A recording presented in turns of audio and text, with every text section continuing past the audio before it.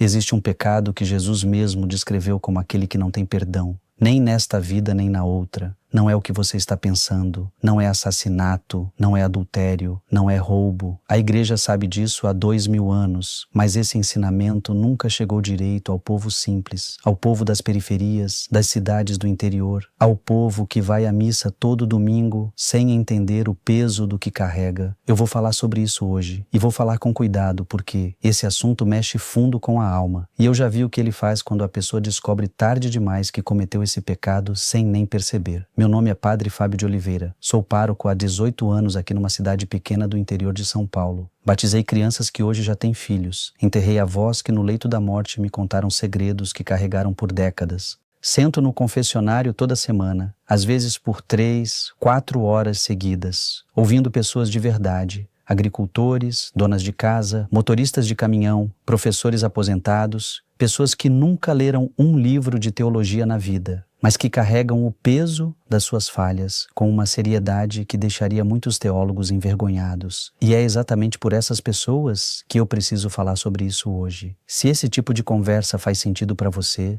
se você quer entender a fé de um jeito mais profundo e mais honesto, me acompanhe aqui. Clica no botão de inscrição agora. Cada pessoa que se inscreve me ajuda a continuar levando esse tipo de ensinamento adiante. E antes de continuar, me diz nos comentários. Você já ouviu falar do pecado que não tem perdão? O que você sabe sobre isso? O que alguém te disse? Quero muito ler o que você pensa, porque às vezes a gente descobre que foi ensinado errado por muito tempo. E reconhecer isso já é o primeiro passo. Agora vou entrar no que importa. Tem uma passagem no Evangelho de Marcos, capítulo 3, que Jesus diz o seguinte: todos os pecados serão perdoados aos filhos dos homens, assim como todas as blasfêmias que proferirem. Mas quem blasfemar contra o Espírito Santo jamais terá perdão, é réu de um pecado eterno. Essa frase está no Evangelho. Não é interpretação minha, não é teoria de padre de interior. É a palavra de Jesus. E ao longo de 2000 anos, essa frase assustou muita gente, porque ninguém explicou direito o que ela significa. Eu preciso te dizer uma coisa antes de continuar. Esse pecado não é uma palavra que você disse num momento de raiva. Não é uma blasfêmia que saiu da sua boca quando você estava sofrendo e gritou para Deus que não acreditava mais nele. Já atendi pessoas no confessionário que chegaram chorando, desesperadas, dizendo que tinham cometido o pecado imperdoável porque num momento de desespero tinham dito coisas horríveis a Deus. Uma senhora de mais de 60 anos, Dona Terezinha, que Deus a tenha, chegou até mim tremendo. Ela tinha perdido um filho num acidente de carro e no dia do velório, sozinha no banheiro da funerária, ela tinha gritado para Deus que ele era cruel, que ela o odiava, que se existia um Deus assim, ela não queria esse Deus. E então passou anos acreditando que tinha cometido o pecado sem perdão. Passou anos se achando condenada. Eu olhei para ela e disse: Dona Terezinha, o que a senhora fez naquele banheiro não foi o pecado imperdoável. Foi uma alma quebrada gritando para o único ser que ainda aguentava ouvir o tamanho da dor. Isso não é blasfêmia contra o Espírito Santo. Isso é um coração partido, falando com Deus da única forma que conseguia naquele momento. Ela chorou muito e eu precisei explicar o que realmente é esse pecado. A queda, a blasfêmia contra o Espírito Santo, esse pecado que Jesus disse não ter perdão. Não é uma palavra específica, não é uma frase que você pronuncia. É um estado da alma, é uma postura interior que a pessoa assume diante de Deus. E quando você entender o que é essa postura, você vai entender por que ela fecha a porta do perdão. Deixa eu explicar do jeito que eu explico no confessionário, do jeito simples, que é o único jeito que conheço. O Espírito Santo tem uma função central na vida da alma. Ele é quem toca o coração da pessoa e diz: você errou, você precisa voltar. Ele é a voz interior que produz aquele desconforto, aquela sensação de que algo está errado, aquele peso na consciência quando a gente fez algo que não devia. Os teólogos chamam isso de graça atual. Mas eu prefiro dizer do jeito que meus paroquianos entendem. É o Espírito Santo batendo na porta do coração. Agora, imagina uma porta que foi trancada por dentro. Imagina que a pessoa trancou essa porta e jogou a chave fora. Não por raiva, não por um gesto impulsivo, mas por uma decisão deliberada, fria, consciente de dizer: eu não quero o perdão. Eu não quero voltar. Eu sei que o que estou fazendo está errado e eu escolho continuar assim. Eu rejeito a misericórdia. Eu rejeito a possibilidade de conversão. Isso é a blasfêmia contra o Espírito Santo. Não é um pecado que você comete num segundo de fraqueza. É um pecado que se comete ao longo do tempo, como uma porta que vai sendo fechada devagar, uma tranca que vai sendo posta com cuidado, até que um dia a pessoa se encontra num lugar de onde não vê mais saída. Não porque Deus a abandonou, mas porque ela decidiu, consciente e voluntariamente, não querer mais Deus. Os santos e os grandes doutores da Igreja identificaram 6 filhos desse pecado, 6 formas concretas em que ele se manifesta na vida real. E quando eu li esses 6 pela primeira vez, estudando no seminário, fiquei quieto por um bom tempo, porque eu reconheci pessoas, reconheci situações, reconheci a descrição de almas que eu tinha cruzado ao longo da vida. O primeiro é a presunção. É quando a pessoa diz no fundo do coração: eu posso continuar pecando porque Deus vai perdoar de qualquer jeito. Não é confiança na misericórdia. Confiança na misericórdia é linda, é saudável, é necessária. Isso aqui é diferente. É usar a misericórdia de Deus como desculpa para continuar no mal com toda a consciência. É transformar o amor de Deus num instrumento de indiferença. Tive um paroquiano, não vou dar nome evidentemente, que durante anos usava exatamente esse argumento comigo. Padre, eu sei que o que estou fazendo está errado, mas Deus é bom, Deus perdoa, então eu confesso depois. E confessava, e voltava ao mesmo pecado, e confessava de novo, mas sem conversão nenhuma, sem nenhuma intenção real de mudar. A confissão tinha virado um ritual de limpeza cosmética, não um encontro com Deus. Ele sabia que estava errado, ele escolhia continuar e usava a misericórdia de Deus como argumento para isso. O segundo é a desesperança. É o oposto da presunção. É quando a pessoa decide que seu pecado é grande demais, que ela passou do ponto de não retorno, que Deus pode perdoar qualquer um menos ela. Já vi isso muitas vezes no confessionário. Pessoas que chegam depois de anos sem se confessar e a primeira coisa que dizem é: Padre, o que eu fiz não tem conserto. E ficam presas nisso. A desesperança é também uma recusa do Espírito Santo, porque o Espírito Santo é quem carrega a esperança. E dizer que a misericórdia de Deus tem limite é, em última instância, colocar o julgamento humano acima da potência divina. O terceiro filho desse pecado é resistir à verdade conhecida. Quando a pessoa sabe, no sentido mais pleno da palavra, sabe com certeza que algo é errado e escolhe agir contra esse conhecimento, não por fraqueza, não por confusão, mas por uma resistência deliberada à verdade que o Espírito Santo colocou na sua consciência. O quarto é a inveja da graça alheia. É quando a pessoa vê outra pessoa receber a graça de Deus, ver uma vida sendo transformada, ver alguém sendo tirado do fundo do poço pela misericórdia divina e sente raiva, não alegria, raiva, porque no fundo não quer que Deus seja bom com ninguém, porque isso confrontaria a sua própria recusa. O quinto é a impenitência final. É perseverar até o fim da vida na recusa de se converter. É essa a forma mais grave, porque ela é a decisão última, aquela que fecha o livro. E o sexto é a obstinação. É endurecer o coração diante das chamadas repetidas de Deus, ao ponto em que a pessoa não consegue mais ouvir a voz do Espírito Santo. Não porque ele parou de falar, mas porque ela construiu tantas camadas de resistência que o sinal não passa mais. Agora preciso que você preste atenção nisso que vou dizer. Nenhum desses 6, nenhum, é irremediável enquanto a pessoa ainda respira e ainda tem a capacidade de se arrepender. O que torna esse pecado sem perdão não é que Deus recusou o perdão, é que a pessoa recusou o perdão está lá, a misericórdia está lá, o Espírito Santo continua batendo na porta, mas a porta foi trancada por dentro. E é por isso que esse pecado é chamado de eterno. Não porque Deus seja incapaz de perdoar, mas porque quem está nesse estado recusou a condição do perdão, que é o arrependimento, que é a abertura da porta. Isso muda tudo, porque se você está aqui, ouvindo isso, sentindo aquele desconforto no peito que eu conheço bem, aquela sensação de que talvez você tenha feito algo terrível, esse desconforto, é o Espírito Santo. É a voz batendo. E uma pessoa que cometeu a blasfêmia final, a impenitência final, não sente esse desconforto. Ela não está aqui, ela fechou a porta. Os sinais da queda. Mas eu preciso falar sobre algo que vejo com mais frequência do que deveria, que é o processo, porque ninguém acorda um dia e decide fechar a porta de vez.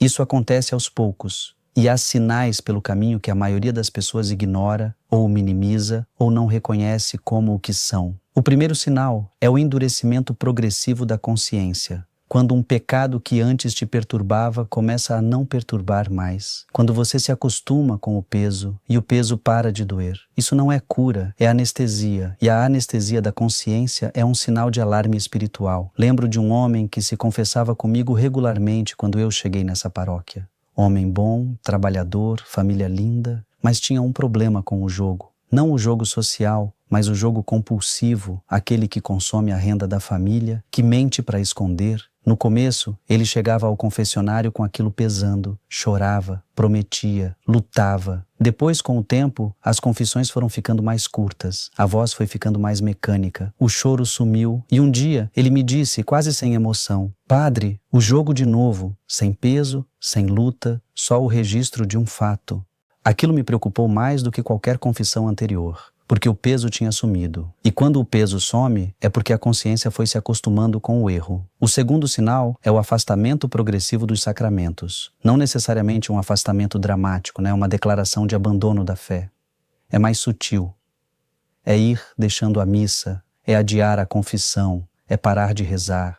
É aquele distanciamento gradual em que a vida vai engolindo o espaço que era de Deus e a pessoa vai achando isso normal. O terceiro sinal é a racionalização do mal, quando a pessoa começa a construir argumentos cada vez mais elaborados para justificar o que faz. Não é mais "eu sei que está errado", é na verdade, nesse contexto, considerando tudo, na minha situação específica, isso não é tão errado assim.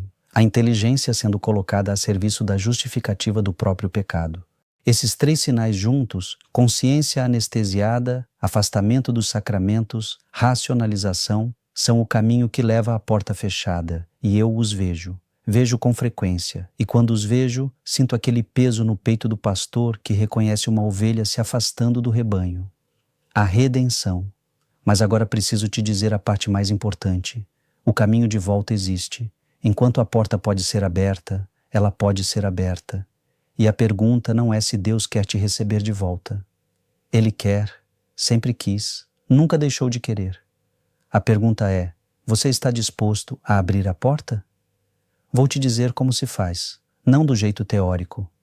Do jeito que eu vi funcionar na vida real, no confessionário desta paróquia pequena, com pessoas simples que não tinham vocabulário para descrever o que sentiam, mas tinham coração para voltar. O primeiro passo é reconhecer que você se afastou. Não com culpa autopunitiva, não com aquele tormento que paralisa, com a simplicidade de quem olha para o mapa e diz: "Eu errei o caminho." Não é fraqueza reconhecer isso, é o ato de coragem mais fundamental que existe na vida espiritual. O segundo passo é não esperar se sentir pronto. Isso é uma armadilha muito comum. A pessoa diz: "Quando eu tiver me acertado mais por dentro, quando eu me sentir mais preparado, então eu volto." Mas a preparação não vem antes do retorno, ela vem no retorno. A graça não espera você estar pronto, ela te transforma no caminho. O terceiro passo é procurar o sacramento da confissão. Eu sei que isso pode parecer difícil, sei que tem gente que tem vergonha, que tem medo, que se sente indigna de entrar num confessionário depois de tanto tempo.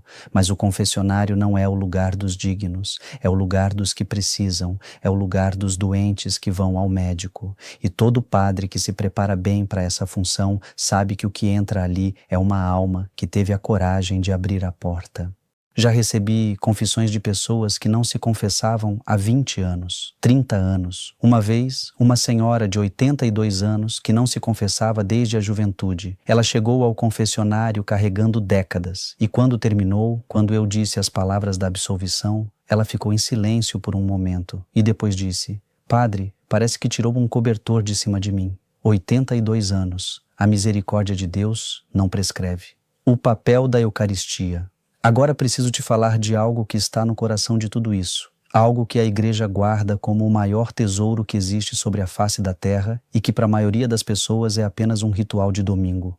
A Eucaristia. Quando Jesus disse: "Este é o meu corpo e este é o meu sangue", ele não estava sendo poético, não estava usando uma metáfora bonita para criar um rito memorial. Ele estava dizendo uma realidade que transcende nossa capacidade de entender completamente, mas que é real. E essa realidade, a presença real de Jesus na Eucaristia, é o maior antídoto contra o endurecimento do coração que eu conheço. Sabe o que eu aprendi em 18 anos de paróquia? Que as pessoas que mantêm uma relação viva com a Eucaristia são as que mais dificilmente caem no processo que descrevi. Não porque sejam melhores, não porque tenham mais força de vontade, mas porque ficam perto da fonte. E quando você fica perto da fonte, a água não para de correr. Tem uma prática que eu comecei a promover aqui na paróquia há uns 10 anos e que transformou vidas de um jeito que eu não esperava. A adoração eucarística. Uma vez por semana, a paróquia abre as portas, coloca o Santíssimo exposto e as pessoas podem chegar, sentar e simplesmente ficar ali, sem roteiro, sem obrigação de rezar coisas específicas, só ficar na presença. No começo eram poucas pessoas, hoje a sala enche. E o que eu ouço dessas pessoas, dos que voltaram à fé depois de anos afastados, dos que estavam no processo daquele endurecimento e foram interrompidos, é sempre algo parecido. Padre, eu não sei explicar o que acontece quando eu fico ali, mas algo muda. Não estão descrevendo uma experiência emocional intensa, estão descrevendo um encontro real com uma presença real. Um jovem de 26 anos, filho de uma das famílias mais antigas da cidade, que tinha se afastado completamente da igreja depois da adolescência, chegou na adoração porque a mãe pediu que ele fosse uma vez só para agradá-la. Ele foi relutante, com aquela postura de quem está fazendo um favor. Ficou sentado no fundo e saiu em silêncio. Na semana seguinte voltou, e na seguinte. Depois de um mês veio me procurar e me disse: Padre, toda vez que eu saio dali, as coisas que eu estava fazendo parecem menores, como se o tamanho de tudo ficasse mais certo. Ele voltou aos sacramentos. Não por pressão, por contato com uma presença que reorganizou as prioridades da sua alma. Isso é o que a Eucaristia faz. Ela não é mágica no sentido de automática, mas ela é transformadora no sentido de real. Você fica perto de Jesus e Jesus vai fazendo o que só Ele sabe fazer.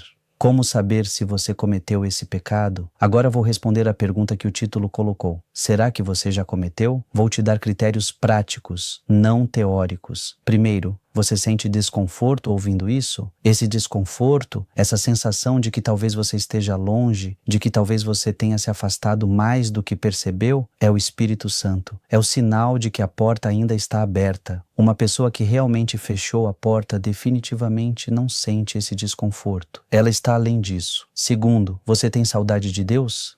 Mesmo que seja uma saudade confusa, uma saudade que você não sabe nomear direito, aquela sensação de que algo está faltando, de que você está vivendo com um vazio que as coisas do mundo não preenchem, isso é saudade de Deus. E saudade é o movimento do coração em direção a algo. Significa que o coração ainda se move. Terceiro, você se arrepende de alguma coisa? Qualquer momento em que você olha para trás e pensa, eu não devia ter feito aquilo. Isso é consciência moral funcionando. É o Espírito Santo operando. É o sinal de que você não fechou a porta. Se qualquer uma dessas três coisas é verdadeira para você, o pecado imperdoável não é o seu caso. Não porque eu queira te dar um conforto fácil. Não sou desse tipo. Mas porque esses sinais indicam uma alma que ainda está viva espiritualmente, que ainda está em movimento, que ainda pode ser alcançada e que ainda alcança a Deus. O que você pode ter é um acúmulo de pecados sérios que precisam de confissão. Uma distância de Deus que precisa ser encurtada. Um endurecimento da consciência que precisa ser revertido. Mas isso não é o pecado sem perdão. Isso é a condição humana em luta. E para essa condição, há sacramento, a oração, a misericórdia. O caminho concreto. Deixa eu ser muito prático agora, porque o que eu quero é que você saia dessa conversa com algo concreto para fazer, não só com mais informação.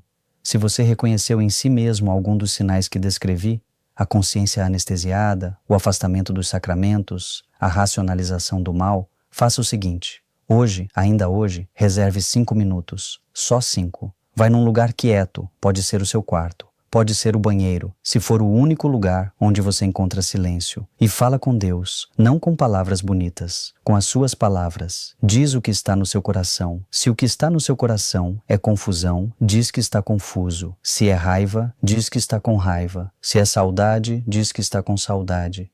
Deus não precisa de eloquência, Ele precisa de honestidade. Depois, se você tem acesso a uma paróquia, procura o pároco e pede para se confessar. Se faz tempo que você não vai, diz isso. O padre vai te guiar. A confissão não é uma prova que você tem que passar. É um encontro que você tem que comparecer. E se você puder, vai a uma adoração eucarística. Fica ali. Não precisa saber rezar direito. Não precisa ter as palavras certas. Fica na presença. Deixa Ele fazer o que faz. Eu comecei essa conversa falando de um segredo que a igreja guarda há 2000 anos. E o segredo é esse: o pecado mais grave que existe não é uma ação, é uma recusa. É a recusa do amor. E a resposta para essa recusa não é mais doutrina, não é mais argumento, não é mais explicação. É contato, é presença, é ficar perto de Jesus na Eucaristia até que o coração comece a derreter o que estava endurecido. Isso é o que eu vi funcionar. Isso é o que eu testemunhei em 18 anos de confessionário e de altar.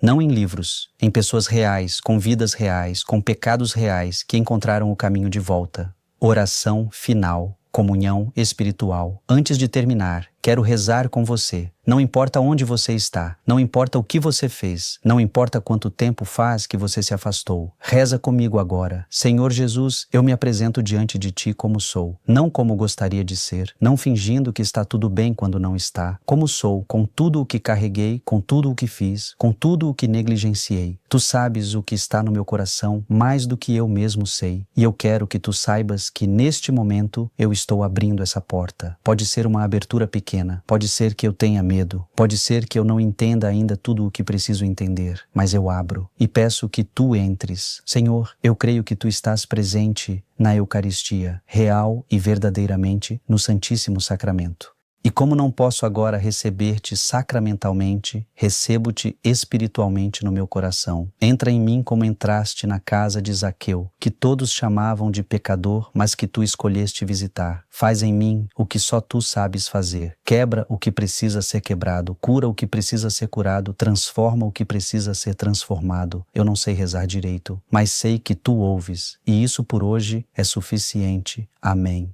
Se essa oração fez algo no seu coração, se você sentiu aquele movimento que eu descrevi, não ignore isso. Não deixe para depois. O Espírito Santo está batendo na porta agora. A porta ainda está aberta. E do lado de dentro, esperando, está o Pai que nunca parou de te esperar. Deixe eu saber nos comentários o que você sentiu. Quero orar por você, pelo nome ou pelo que você quiser compartilhar. Estou aqui. Que Deus te abençoe e te guarde.